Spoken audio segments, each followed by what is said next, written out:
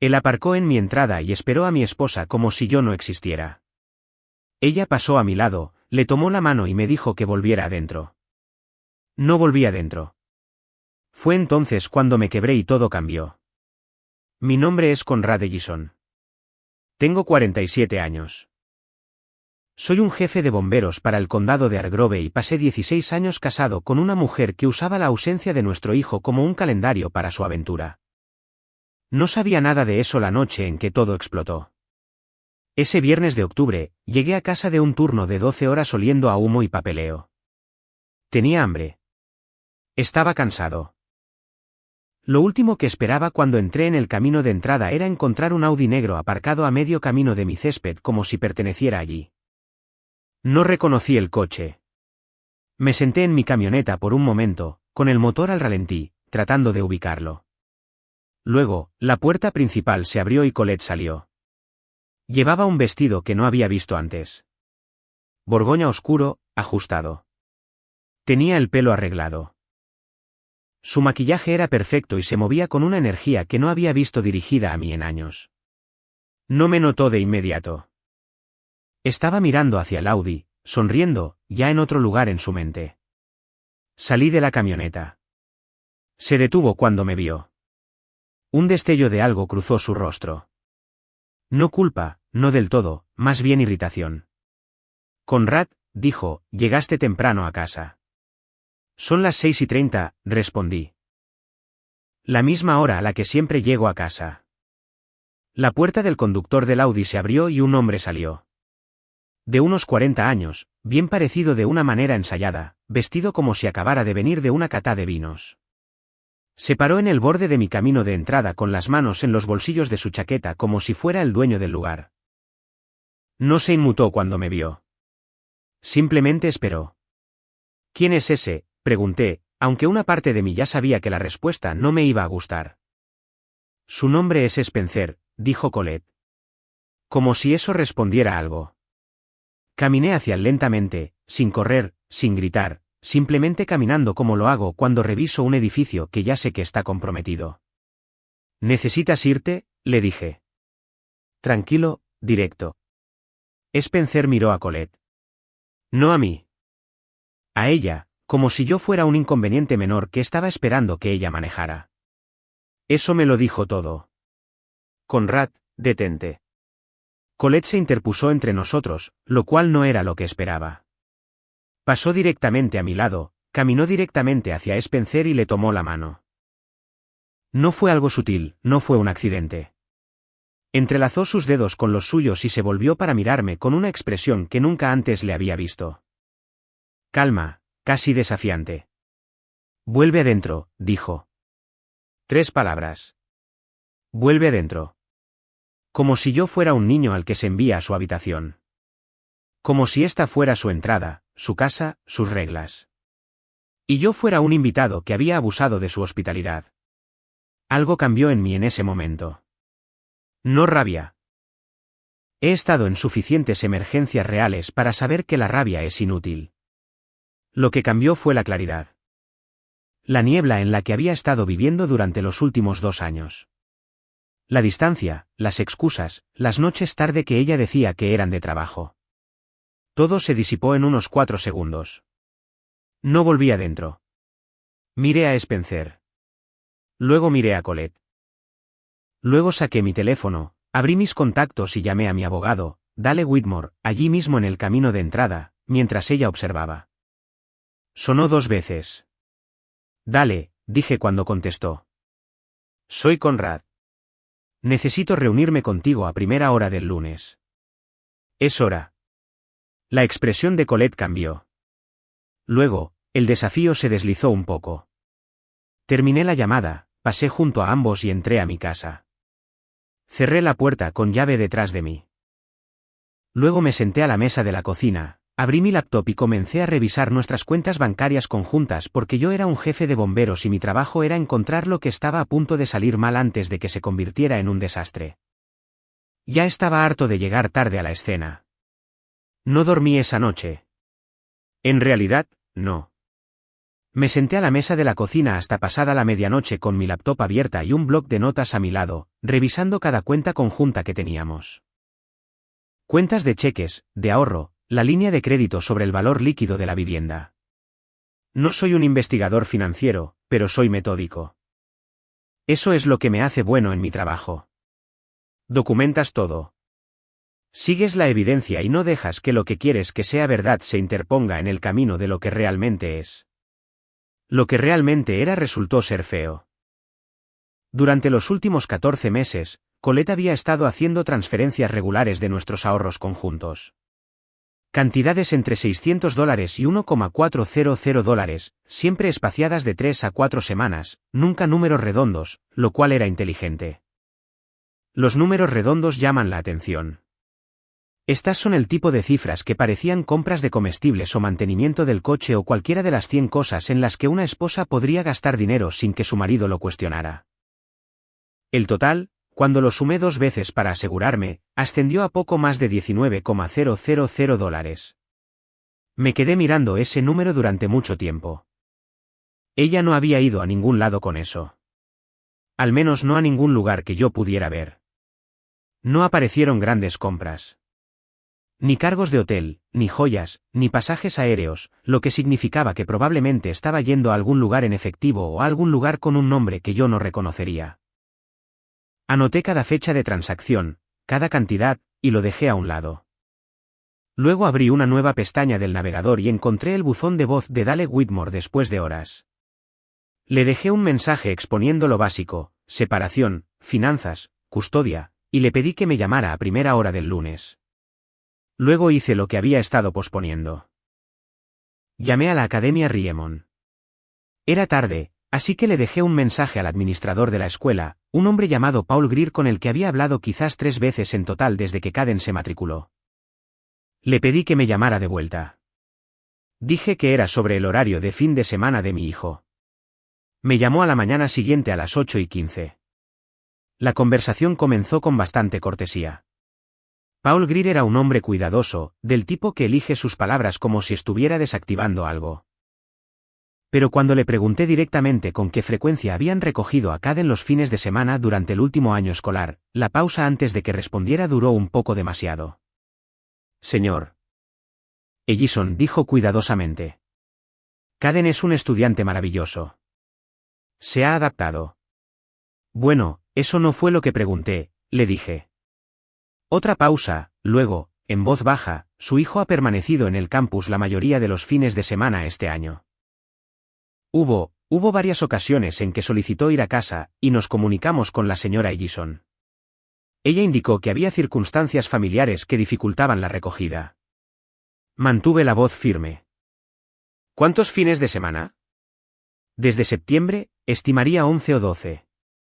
11 o 12 fines de semana. Mi hijo de 14 años se había quedado en un dormitorio mientras su madre le decía a la escuela que estaba demasiado ocupada para recogerlo.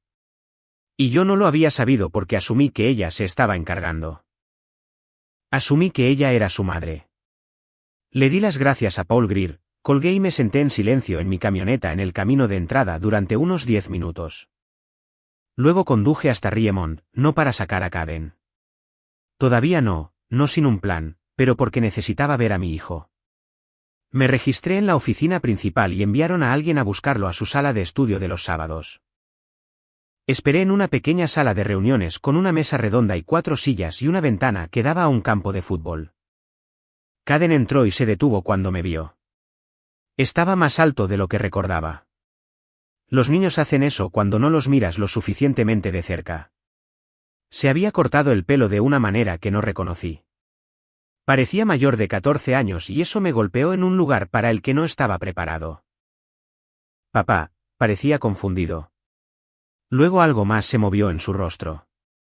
Alivio, quizás. El tipo de alivio que un niño trata de ocultar porque no quiere parecer que lo necesita. ¿Qué estás haciendo aquí? Vine a verte, le dije. Siéntate.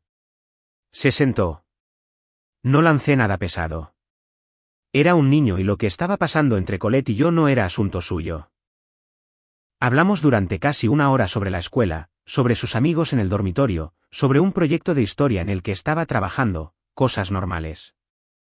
Pero luego, casi al final, se quedó en silencio por un momento. Estaba mirando la mesa. Luego dijo sin levantar la vista, mamá no ha venido en un tiempo. Lo sé, dije. Seguía pensando que tal vez estaba ocupada. Se encogió de hombros. La forma en que lo hacen los adolescentes cuando intentan actuar como si algo no importara cuando claramente sí importa. No quería llamar y armar un gran alboroto por ello. Me estiré sobre la mesa y le puse la mano en el hombro. Eso no es culpa tuya, le dije. Nada de esto. Él asintió. No dijo nada más al respecto. Cuando me fui, me senté en mi camioneta en el estacionamiento de la escuela y saqué el iPad de Colette. Lo había vinculado a nuestra cuenta familiar compartida hace años, cuando aún hacíamos cosas así. Nunca había mirado sus mensajes. No había sentido la necesidad de hacerlo. Ahora sentía la necesidad. Me tomó unos 4 minutos encontrar lo que buscaba. Un hilo con un contacto guardado simplemente como Sarah Spencer Rowe. Supuse que los mensajes se remontaban a casi 2 años. La mayor parte la pasé por alto, pero cerca del principio del hilo, un intercambio me detuvo en seco. Su mensaje fechado la misma semana en que ella había mencionado por primera vez la Academia Riemont. Una vez que se asiente, finalmente tendremos tiempo real juntos, no solo horas robadas. Su respuesta, no puedo esperar. Lo leí 2 veces.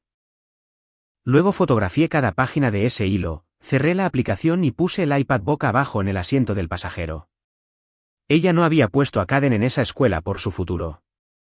Lo había puesto allí por su conveniencia. Conduje a casa lentamente, pensando en lo que vendría después, no en lo que sentía. Tendría tiempo para sentir cosas más tarde. Ahora mismo, necesitaba pensar. Necesitaba ser el tipo que lee la escena antes de que la escena lo lea a él. El lunes por la mañana, estaba sentado en la oficina de Dale Whitmore cuando abrió a las 8. Dale Whitmore había estado practicando derecho de familia en el condado de Ardro durante 31 años. Era el tipo de abogado que no te hacía perder el tiempo con simpatía. Escuchaba, organizaba y te decía exactamente cuál era tu situación. Le había recomendado a 2 colegas a lo largo de los años cuando sus matrimonios se desmoronaron. Nunca pensé que estaría sentado frente a él yo mismo. Le conté todo en orden.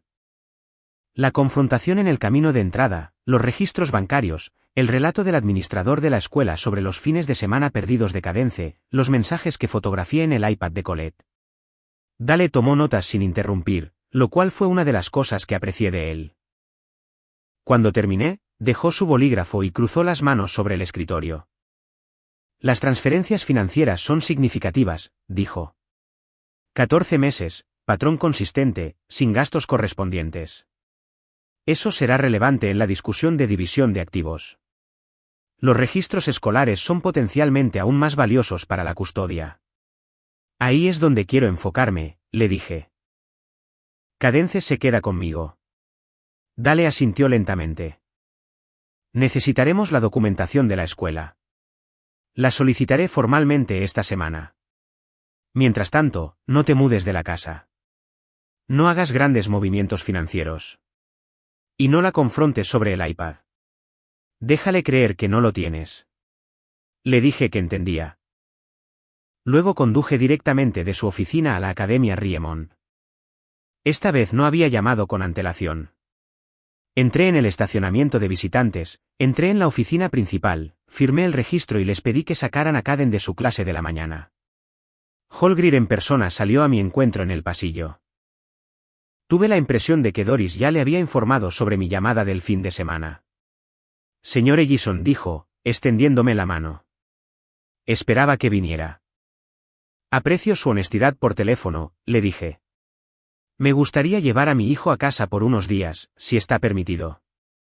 Por supuesto, puede llevarse sus trabajos escolares con él. Sus profesores pueden enviar los trabajos por correo electrónico. Trajeron a Caden 10 minutos más tarde. Tenía su mochila medio llena y una expresión en su rostro que era a partes iguales de perplejidad y esperanza. La mirada de un niño que no quería ilusionarse con algo por si no salía bien. ¿Me llevas a casa?, preguntó. Sí, le dije. Vamos. No hablamos mucho en el viaje. Tenía la radio baja, una de esas emisoras de rock clásico que ponen las mismas 40 canciones en rotación. Y Cadence miraba por la ventanilla del pasajero los árboles pasar. Unos 40 minutos después, dijo sin girar la cabeza: «Papá, necesito decirte algo». «Adelante». Se quedó en silencio unos segundos más. «Luego, la primavera pasada, cuando estuviste en ese trabajo en Milberg durante 3 semanas, mamá tenía a alguien en casa. Algunas veces vi su coche. Me dijo que era un contratista, algo sobre la terraza trasera. Mantuve la vista en la carretera». «¿Le creíste?» Una pausa. «No. ¿Por qué no dijiste nada?» Se volvió para mirarme entonces, porque pensé que si te lo decía, pelearíais y luego uno de vosotros se iría y luego yo. Se detuvo, volvió a mirar por la ventana. No quería ser la razón. Me salí al arcén para detener la camioneta. Motor en marcha, luces de emergencia apagadas a un lado de una carretera del condado de Toain con árboles a ambos lados. Me volví para mirarlo. «Caden, mírame». ¿Lo hizo?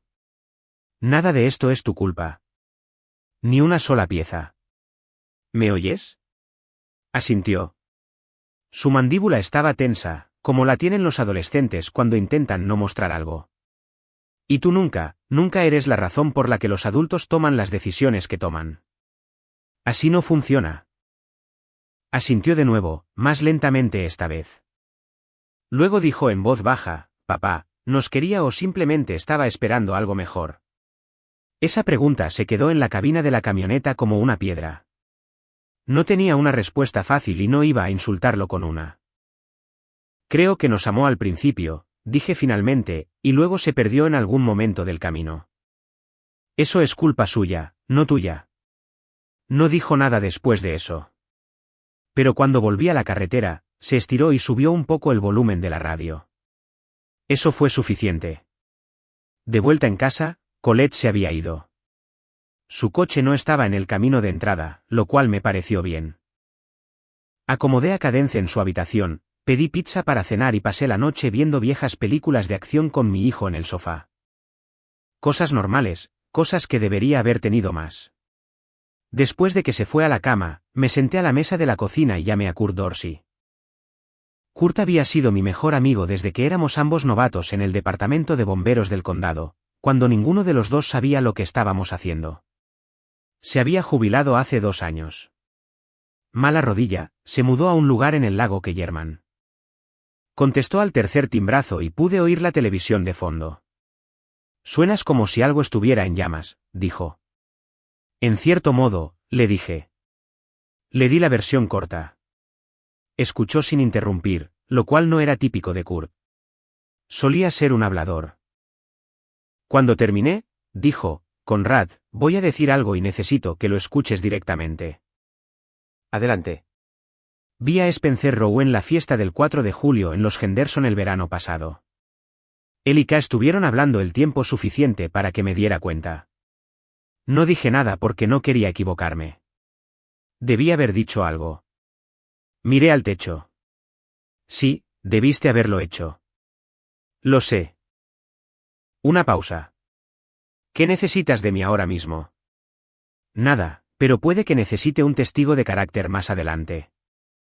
«Hecho», dijo. «Sin dudarlo. Lo que necesites». Le di las gracias y colgué.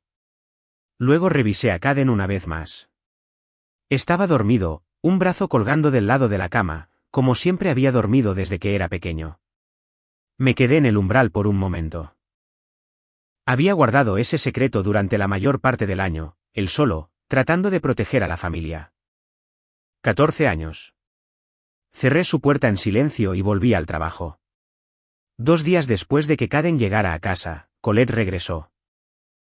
Entró por la puerta principal un martes por la noche con 2 bolsas de la compra y una expresión diseñada para proyectar normalidad, como si la escena en el camino de entrada no hubiera ocurrido, como si todo estuviera simplemente en pausa y esperando que ella lo reanudara. Se detuvo cuando vio a Caden en la mesa de la cocina haciendo los deberes y algo se movió detrás de sus ojos. Estás en casa, le dijo. Papá me recogió, respondió Caden, sin levantar la vista de su trabajo. Ella me miró. Yo estaba de pie en la encimera con una taza de café, observándola procesar la información. Deberíamos hablar, dijo. Deberíamos, acepté. Caden, ve a terminar eso en tu habitación un rato, ¿quieres? Él recogió sus libros sin discutir y desapareció por el pasillo. Colette dejó las bolsas de la compra en la encimera y se volvió para mirarme. Tenía su compostura cuidadosamente arreglada. La había visto hacer esto en discusiones antes, construyendo la pared antes de que se disparara la primera palabra. Quiero explicar, comenzó. Voy a detenerte ahí, dije con calma. No me interesa una explicación. Me interesa un acuerdo. Ella parpadeó. ¿Un acuerdo? Términos simples. No discutir delante de Caden. No interrumpir su rutina mientras esto se resuelve. Y me gustaría que hablaras con la oficina de Dale Whitmore esta semana sobre la programación. Su compostura se resbaló lo suficiente. ¿Ya llamaste a un abogado? A primera hora del lunes, confirmé. Dale Whitmore. ¿Lo conoces? Habló en la cena de seguridad del condado hace 2 años. Se quedó en silencio por un momento, recalculando. Luego dijo con cuidado, Conrad, creo que si nos sentamos y hablamos de esto como adultos, podríamos. También me gustaría resolver la cuestión de la cuenta de ahorros conjunta, dije. $19,000 en 14 meses. Tengo las fechas y las cantidades anotadas si quieres repasarlas. El color cambió en su rostro. No dramáticamente. Claire era buena controlando su superficie, pero yo había estado observando esa cara durante 16 años y lo vi. Ese dinero fue para Spencer Rowe, dije. O para cosas que beneficiaron a Spencer Rowe. Eso es lo que cree mi abogado. Y basándome en lo que encontré, me inclino a estar de acuerdo con él. Ella apoyó las manos en la encimera. No tienes pruebas de eso. Tengo suficiente, dije simplemente. Lo que sucedió a continuación fue la parte que esperaba, pero que aún encontré instructiva de observar. Ella giró. Colette siempre había sido buena pivotando. Cuando un ángulo no funcionaba, encontraba otro sin perder el ritmo. Quiero hablar de Caden, dijo, cambiando su tono hacia algo más suave. Sé que no he estado. Sé que la situación de la escuela no fue ideal, pero creo que podemos encontrar una solución que sea lo mejor para él. Yo también lo creo, le dije. Por eso ya le he pedido a Dale que solicite el registro de fin de semana de Riemont. 11 fines de semana perdidos, Colette. Paul Greer testificará sobre eso si llega el momento. Eso aterrizó de manera diferente. Ella se enderezó ligeramente. Y por primera vez en la conversación, se veía algo cerca de estar genuinamente desconcertada. Eso no tenía razones. Estoy seguro de que las tenías, dije. Mantuve mi voz uniforme, casi agradable.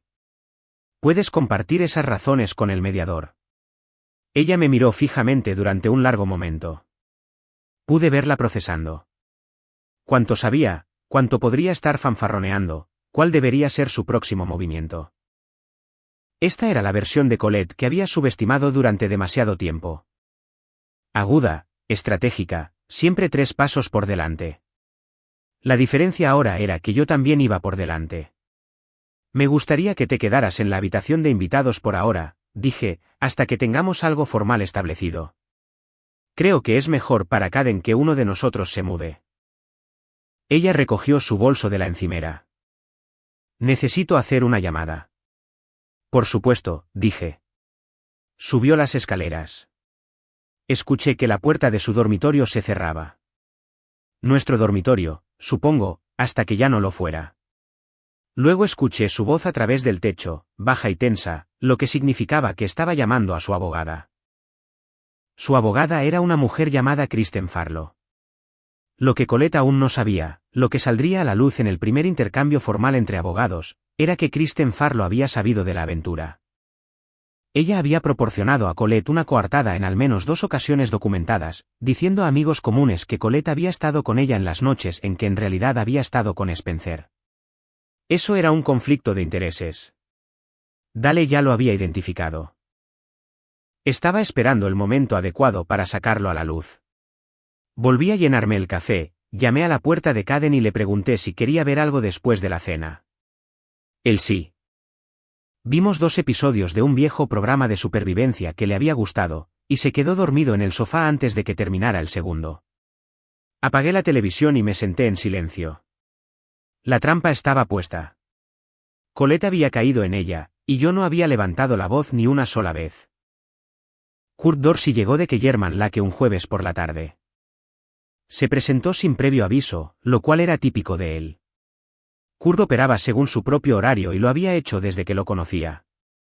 Llamó 2 veces, entró cuando le abrí la puerta y se dirigió directamente a la cocina como si hubiera estado allí ayer en lugar de hace 4 meses.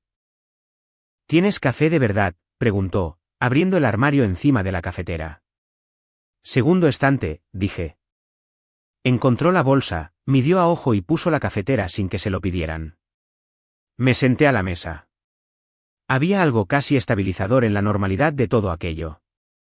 Kurt en mi cocina haciendo café como si el mundo no se hubiera desplazado de su eje. Trajo 2 tazas y se sentó frente a mí.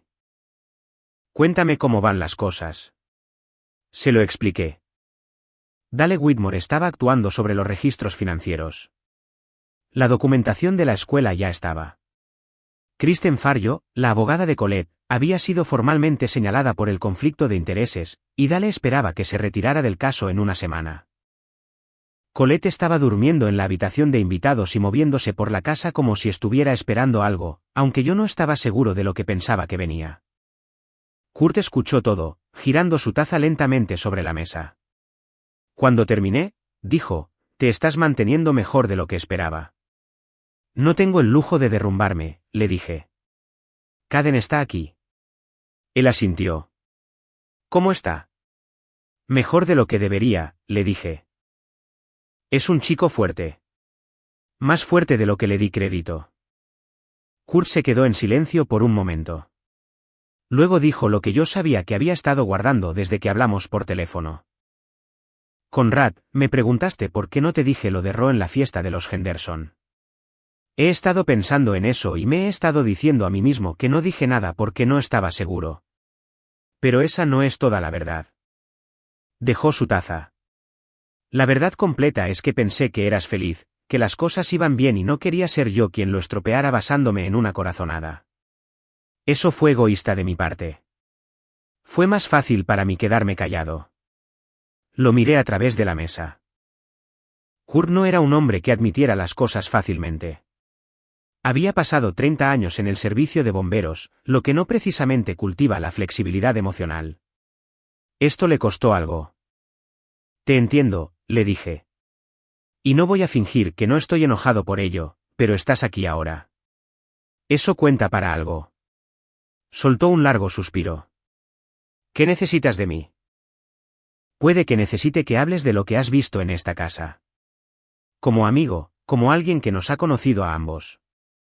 Dale cree que el contexto del personaje podría importar para el argumento de la custodia. ¿Hecho? Kurt dijo, ni siquiera tienes que preguntar. Bebimos el café.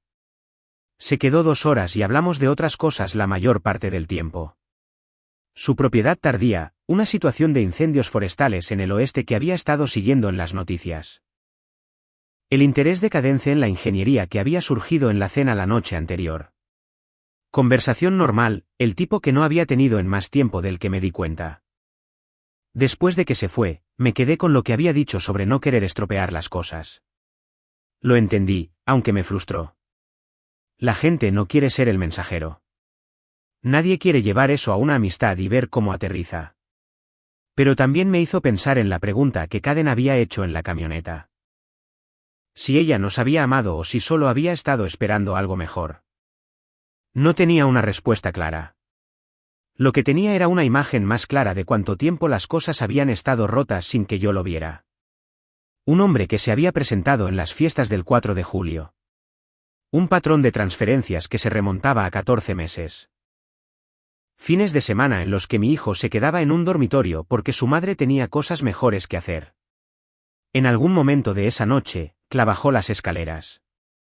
Se quedó un momento en el umbral de la cocina, observándome leer documentos en la mesa. ¿Caden está dormido?, preguntó. Hace aproximadamente una hora, dije. Ella entró y se sirvió un vaso de agua. Se quedó en la encimera con la espalda parcialmente hacia mí. Luego dijo en voz baja, sé que no vas a creer esto, pero no planeé que llegara hasta aquí. Mantuve mis ojos en los papeles frente a mí. ¿A dónde planeaste que llegara? Silencio. Pusiste a nuestro hijo en un internado para tener más tiempo con otro hombre, dije. No fuerte, no acalorado, solo factual. Ese fue un plan, Colette. Simplemente no terminó como esperabas. Ella no respondió. Terminó su agua, puso el vaso en el fregadero y volvió a subir las escaleras. Me quedé allí otra hora revisando documentos, esperando nada en particular. La casa estaba en silencio. Caden dormía al final del pasillo. Pensé en lo que le dije a Kurt, que no tenía el lujo de desmoronarme. Eso era cierto, pero también era cierto que, en algún lugar debajo de la disciplina, la documentación y la estrategia legal, había un hombre que había amado a su esposa durante 16 años y que solo ahora entendía que la persona que había amado había desaparecido hacía mucho tiempo sin decírselo. Dejé que eso se asimilara durante exactamente 60 segundos. Luego pasé la página y seguí trabajando. La primera audiencia de custodia estaba programada para un martes de noviembre, 6 semanas después de que Dale Whitmore hubiera presentado la petición inicial. La sala del tribunal era pequeña y funcional, el tipo de sala diseñada para manejar los escombros de las familias sin ninguna decoración que la suavizara. La jueza Patricia Odum presidió, y desde el momento en que entró, quedó claro que no estaba interesada en el drama. Colette llegó con su nuevo abogado, un hombre llamado Gary Flemis, quien había tomado el caso después de que Kristen Farrio se retirara. Flemis era más joven que Dale, pulcro con un traje caro y la energía ligeramente impaciente de alguien que esperaba ganar. Comenzó estableciendo a Colette como la principal cuidadora durante los primeros años de Cadence. Preciso hasta dónde llegaba. Ella había estado presente, comprometida, involucrada. Dale lo dejó terminar. Luego puso a Paul Greer en el estrado. El administrador de la Academia Riemon estaba tranquilo y preciso.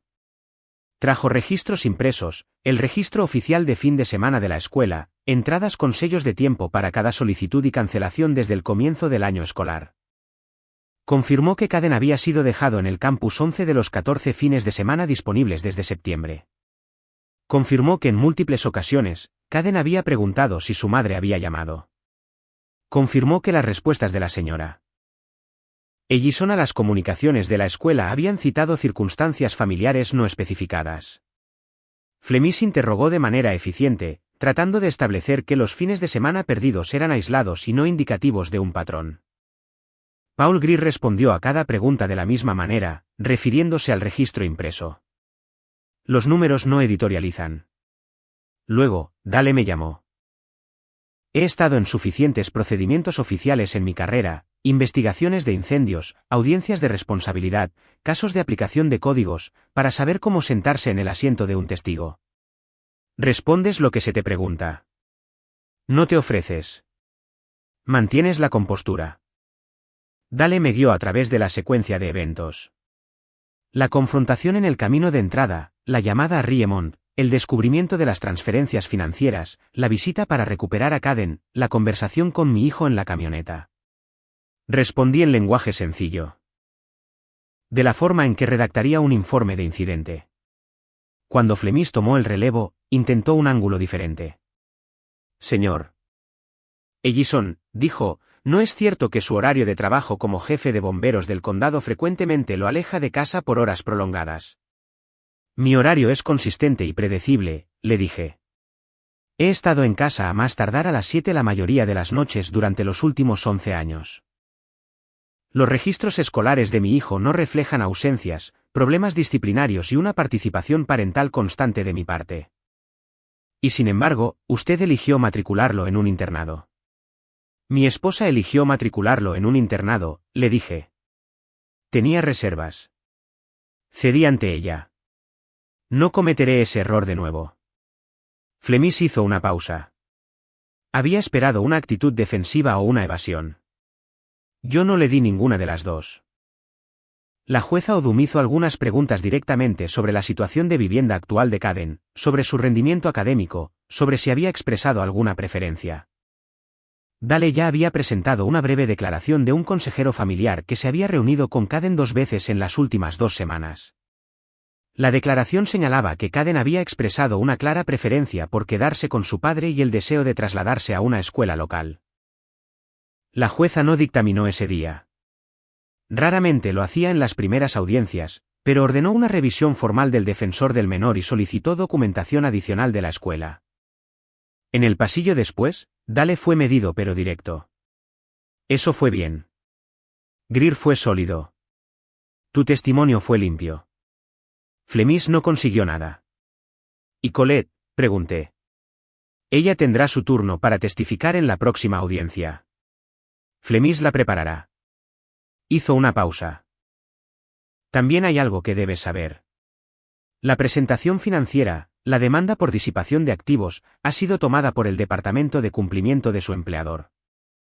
Recibí una llamada esta mañana. Están realizando una revisión interna.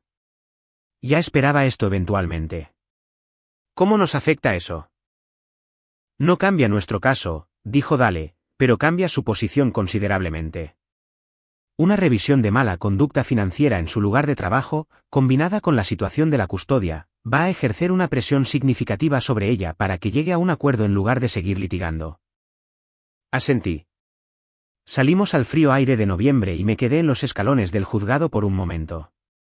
Al otro lado del estacionamiento, Colette se subía a un coche con Flemis, hablando en voz baja, sin mirarme. Ella tenía 2 años de planificación. Había arreglado la escuela, manejado el dinero, mantenido su doble vida funcionando sin problemas. Era inteligente y cuidadosa, y genuinamente creía que iba por delante. Lo que no había tenido en cuenta era que el hombre al que había estado manejando todo ese tiempo era alguien que encontraba cosas para ganarse la vida. Conduje a casa con mi hijo. Los padres de Colette llegaron de Knoxville un sábado por la mañana a mediados de noviembre. Yo no los había llamado. Ella sí, pero yo sabía que venían porque Caden lo mencionó en el desayuno, lo que significaba que Colette se lo había dicho a ellos sin decírmelo a mí primero. Un pequeño movimiento, del tipo diseñado para hacerme sentir como el forastero en mi propia casa. No reaccioné. Hice huevos, me serví café, y cuando Leonard y Barbara Bass llegaron a la entrada a las 10:15 en su Buick Burdeos, salí a recibirlos. Leonard tenía 71 años, un ingeniero civil jubilado, un hombre que construía cosas para ganarse la vida y tenía opiniones firmes sobre cómo debían mantenerse unidas. Barbara tenía 68, de modales más suaves, pero más aguda en la observación de lo que la mayoría de la gente le daba crédito. Siempre me había llevado bien con ambos. Eso hizo esto más difícil. Leonard me estrechó la mano. Su apretón era firme, el mismo de siempre. Se detuvo un poco más de lo habitual y me miró fijamente. Conrad, dijo. Leonard, Barbara. Le hice un gesto con la cabeza. Entrad. Nos sentamos en el salón. Los 4, más Caden, que saludó y luego desapareció en silencio en su habitación, como hacen los adolescentes cuando perciben que las cosas son complicadas.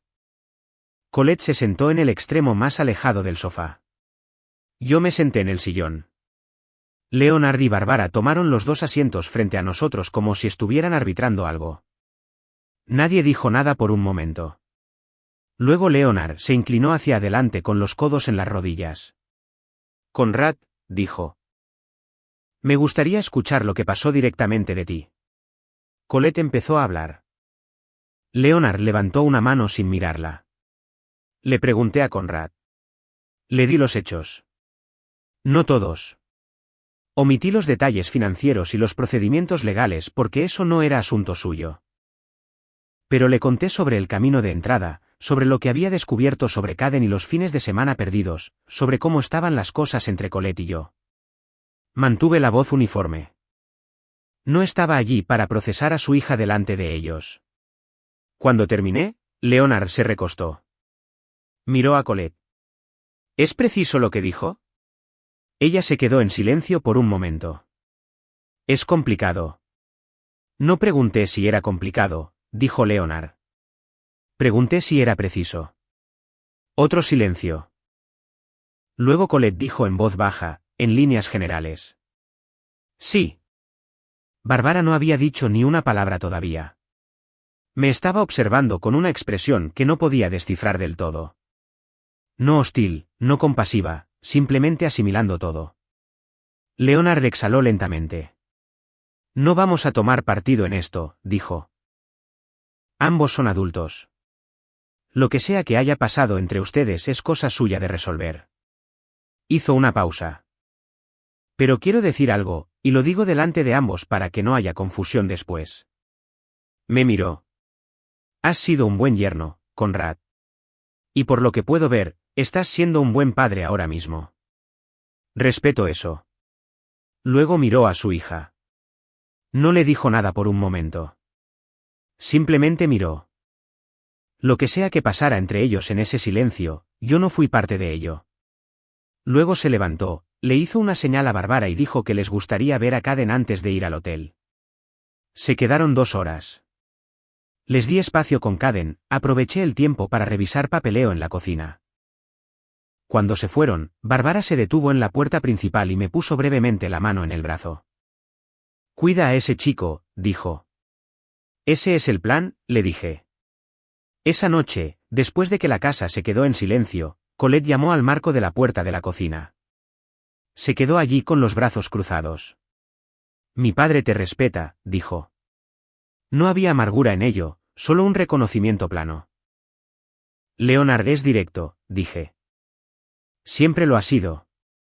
No me defendió. No, dije, no lo hizo. Se quedó allí un momento más. Luego dijo algo que no esperaba. Sé que lo que le hice a Caden estuvo mal con la escuela. Lo sabía cuando lo estaba haciendo. Hizo una pausa. Simplemente me convencí de que estaba bien. La miré a través de la cocina. Él se sentaba en ese dormitorio preguntando si habías llamado. 11 fines de semana. Ella no respondió. Subió las escaleras. Yo me quedé en la mesa hasta la medianoche, luego revisé a Caden, apagué las luces y me fui a la cama. Su familia no había tomado partido. Habían hecho algo más útil. Habían visto con claridad y lo habían dicho en voz alta. Diciembre llegó frío y rápido. Dale Whitmore me llamó un lunes por la mañana con 2 noticias. La primera era esperada.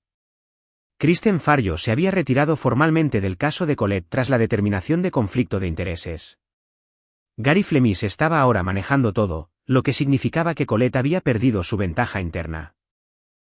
La amiga que conocía la historia desde ambos lados y podía ayudarla a dar forma a la narrativa. Flemis era competente, pero trabajaba sin contexto. La segunda noticia fue menos esperada. Spencer Rowe, dijo Dale, ha terminado el contacto con su esposa. Me recosté en mi silla. ¿Cuándo? Según lo que estamos escuchando a través del panorama financiero, las transferencias se detuvieron hace aproximadamente 3 semanas. Nuestro investigador también confirmó que ya no se le puede localizar en el número que ella estaba usando para contactarlo. Ella sabe por qué. Puede que aún no sepa la razón completa, dijo Dale con cautela. Pero esperaría que se entere en breve. Se enteró un miércoles. No lo presencié directamente, pero lo escuché claramente en la habitación de invitados, la voz baja y controlada al principio, luego con un tono que atravesó la pared. Una llamada telefónica que duró 11 minutos. Cuando terminó, la casa quedó en completo silencio durante mucho tiempo. Le di espacio. No me interesaba restregarle nada. Tenía cosas más importantes que manejar. Pero 2 semanas después, Kirk me llamó. Había oído algo a través de un conocido mutuo de la antigua red de bomberos del condado. La gente habla en círculos pequeños y Spencer Rowe aparentemente había seguido adelante con considerable rapidez. Estaba saliendo con alguien nuevo, una mujer llamada Deborah Hall, casada, que vivía en el condado de Stanning, una conocida periférica de Colette de un evento benéfico de hacía 2 años. Me quedé con esa información durante un día antes de decidir qué hacer con ella, que fue nada. No era mi batalla. Lo que me dijo fue algo que ya había sospechado. Spencer Rowe no había estado enamorado de Colette. Había estado acostumbrado a ella.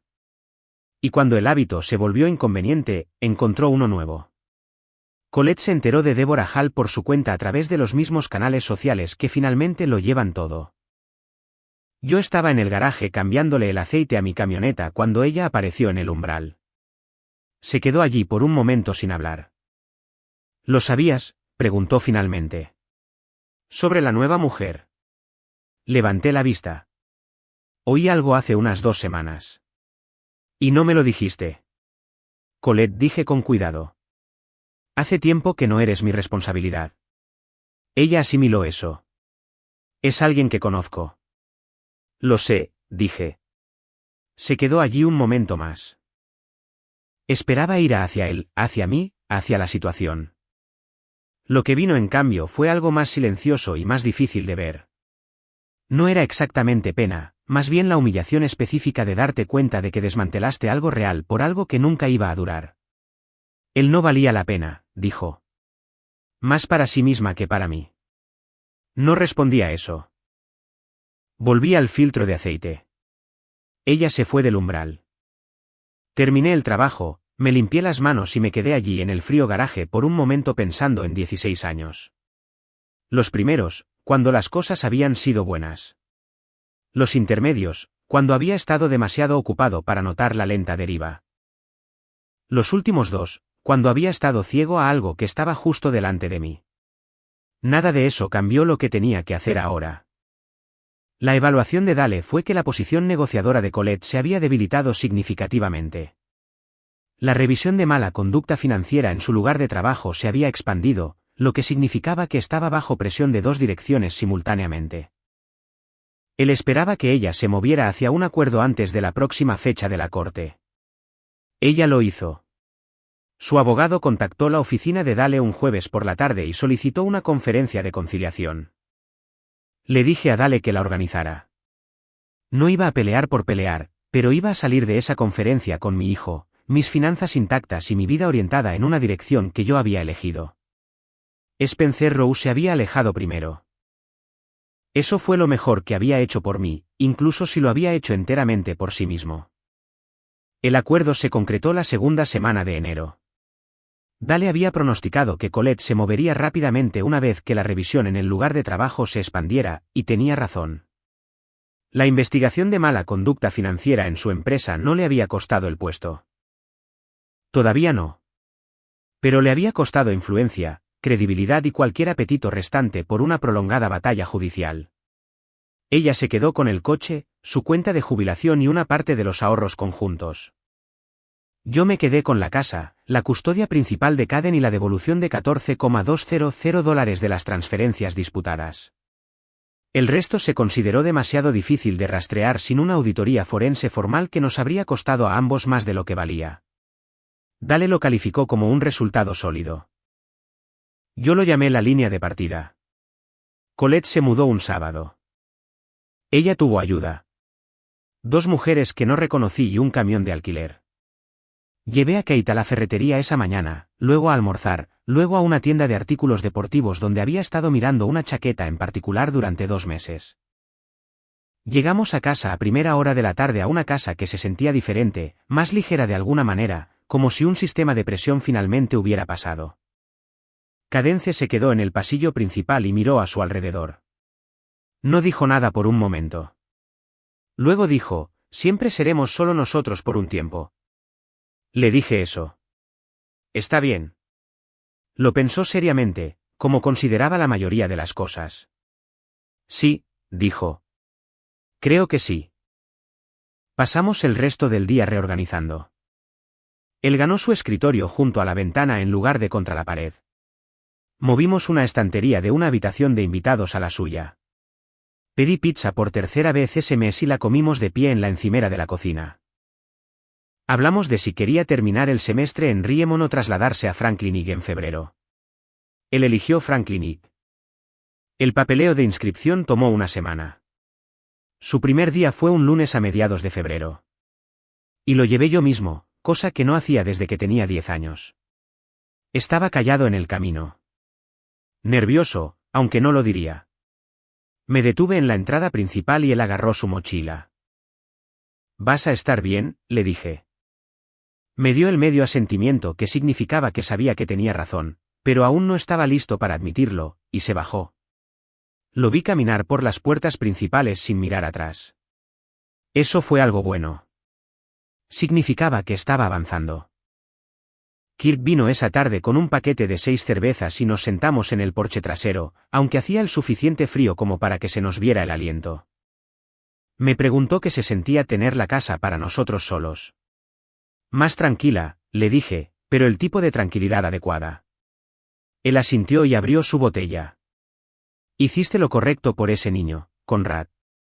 Estoy haciendo mi trabajo, le dije. Eso es todo. Eso era cierto. Y por primera vez en mucho tiempo, el trabajo se sentía manejable. 8 meses después de que Colette se mudara, recibí una llamada de un número que no reconocí. Resultó ser una mujer llamada Janet Reeves, coordinadora de seguridad contra incendios de la Junta Estatal de Seguros. Encontró mi nombre a través de una referencia profesional y quería hablar sobre un acuerdo de consultoría para revisar propiedades comerciales en todo el condado por una tarifa trimestral que era considerablemente mejor que mi salario del condado. Dije que lo pensaría. Lo pensé durante 2 días y luego dije que sí.